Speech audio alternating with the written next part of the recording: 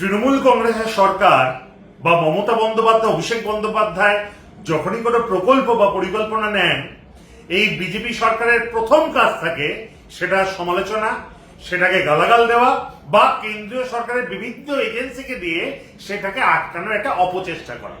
কিন্তু তারা পারেন না। কিন্তু পরক্ষণেই যখন দেখেন লক্ষ্মীর ভান্ডার বলুন, দুয়ারের সরকার বলুন বা স্বাস্থ্যসাথী বলুন, এই প্রকল্পগুলো মানুষের কাছে যখন ভীষণভাবে গ্রহণযোগ্য হয়ে যায়, তখন সেটাকে টুকে নাম কেনার একটা চেষ্টা। অভিষেক বন্দ্যোপাধ্যায় সেবাশ্রয়কে টুকে নিয়ে এই টুকেন্দু অধিকারী, মির্জাফর অধিকারী নিজের এলাকায় স্বাস্থ্য শিবির খোলা।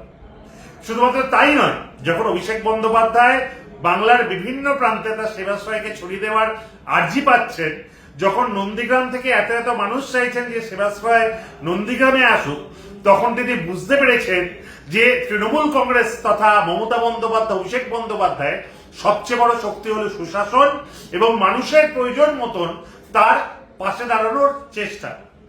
সারা বছর ধরে তৃণমূল কংগ্রেসের নেতৃত্ব তথা কর্মীবৃন্দরা যেভাবে মানুষের পাশে দাঁড়িয়ে কাজ করেন, তার বিরুদ্ধে বিজেপির কাছে কোনো জবাব নেই।